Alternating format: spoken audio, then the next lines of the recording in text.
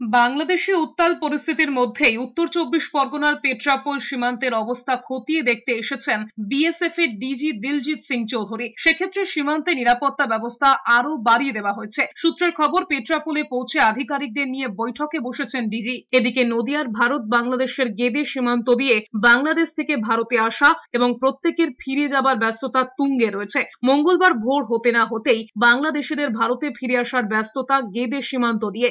যদিও গেদে সীমান্ত দিয়ে যে মৈত্রী এক্সপ্রেস চলতো, বাংলাদেশের অগ্নিগর্ভ কারণের ফলে আপাতত স্থগিত রাখা হয়েছে। একইভাবে কড়া নিরাপত্তায় মুড়ে ফেলা হয়েছে ভারত বাংলাদেশের সীমান্তগুলি। উত্তরে চ্যাংড়াবান্ধা, হিলি থেকে দক্ষিণের সন্দেশখালী, সর্বত্র এক ছবি। সীমান্তে হাই অ্যালার্ট জারি করেছে বিএসএফ। পেট্রাপোল সীমান্তে তৎপর ভারতীয় সেনা। সীমান্তের দুপারে দেশে ঢোকার তৎপরতা। আবার নদিয়ায় চাবড়া সীমান্তেও কড়া নজরদারি। নিরাপত্তার বেষ্টনীতে মোড়া সীমান্ত।